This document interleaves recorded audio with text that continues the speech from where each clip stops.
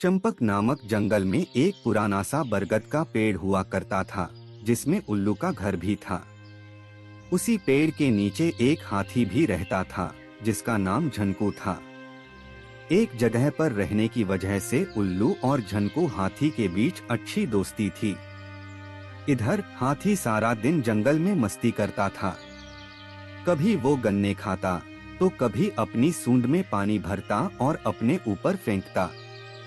उधर उल्लू सारा दिन सोता और रात होते ही झनकू के पास जाकर ढेर सारी बातें करता था। ऐसे ही दोनों का समय अच्छे से कट जाता था। एक दिन हाथी घूमकर शाम के समय बरगद के पेड़ के पास लौट रहा था। तभी उसने कुछ भूतों को बातें करते हुए देखा। उसने सुना कि भूत आसपास के लोगों को डराने की सोच रहे हैं। उसी वक्त भूतों के सरदार ने झनकू को देख लिया। वो जोर से चिल्लाया, पकड़ लो इस हाथी को। कुछ भूत झनकू को पकड़ने के लिए उसके पीछे भागने लगे। भूतों के सरदार के पास खड़े कुछ भूतों ने पूछा, ये कौन था सरदार? सरदार ने जवाब दिया, मैंने कल रात सपने में एक हाथी को पूरा खाया था। ये हाथी बिल्कुल मेरे सपने के हाथी जैसा ही था। इसे देखकर लग रहा है कि सपने सच हो सकते हैं। इसे पकड़कर आज मैं अपना सपना सच करके ही रहूंगा। तभी हाथी को भूत पकड़कर सरदार के पास ले आए। झनकू ने पहली बार भूतों को देखा था। उन्हें देखकर वो डर गया। कांपते हुए झनकू हाथी की तरफ भूतों का सरदार अपना सपना सच करने के लिए बढ़ने लगा। झनकू के हाथ पैर ठंडे पड़ चुके थे। ताकत तो झनकू के पास काफी थी, लेकिन उसे समझ नहीं आ रहा था कि भूतों से कैसे निपटे। उसी समय झनकू का दोस्त उल्लू वहां पहुंचा। चिल्लाते हुए उल्लू हाथी के सिर पर बैठ गया और कहने लगा, आज मेरा सपना पूरा होगा। यही है वो जिसे मैंने अपने सपने में देखा था। हाँ, यही है वो। उल्लू की ऐसी बातें सुन भूतों के सरदार ने पूछा, अरे क्या हुआ है तुम्हें? क्यों चिल्ला रहे हो और क्या कहना चाहते हो? कौन यही और कौन सा सपना? जवाब में उल्लू ने कहा कि देखिए, मैंने कल रात सपना देखा था कि मेरी शादी हो गई है।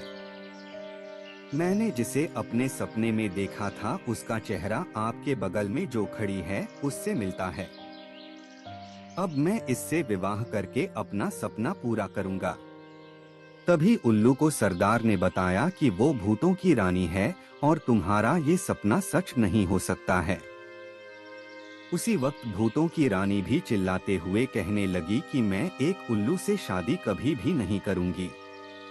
भूतों के सरदार ने उस रानी से कहा कि चिंता करने की कोई बात नहीं है। यह है ही उल्लू, इसलिए ऐसी बातें कह रहा है। सपने सच थोड़ी होते हैं। मैंने पिछली रात को सपने में इस हाथी को खा लिया था। सच में थोड़ी मैं इसे खाऊंगा, क्योंकि सपने सच नहीं होते हैं। सपनों को सपना ही रहने देना चाहिए। इतनी बात सुनते ही झनकू तेजी से अपने बरगद के पेड़ की तरफ भाग गया। हाथी के वहां से जाते ही उल्लू ने भूतों के सरदार से कहा, आप लगते तो हैं उल्लू ही, लेकिन बातें और काम समझदारी की ही करते हैं। मुझे अच्छा लगा आपकी बातें सुनकर। इतना कहकर उल्लू वहां से उड़कर बरगद के पेड़ पर पहुंच गया। अपने दोस्त उल्लू को देखते ही हाथी ने उसे धन्यवाद कहा और उल्लू जोर जोर से हंसने लगा। हाथी ने पूछा, क्या हुआ? उल्लू ने कहा कि मैंने भूत की बातें सुन ली थी। वो तुम्हें अपने सपने की वजह से खाना चाहता था, इसलिए मैंने भी उसे झूठा सपना सुनाकर बेवकूफ बना दिया। फिर उल्लू ने हाथी से कहा कि दोस्त, तुम्हें न तो मुझे धन्यवाद कहने की जरूरत है और न ही उससे डरने की। दोस्ती में धन्यवाद की जगह नहीं होती है। तब कहीं जाकर हाथी को राहत की सांस आई और दोनों दोस्त मिलकर भूतों के सरदार की नासमझी पर हंसने लगे। कहानी से सीख, दोस्ती अगर सच्ची हो तो वो हर मुसीबत में आपके साथ खड़े रहते हैं।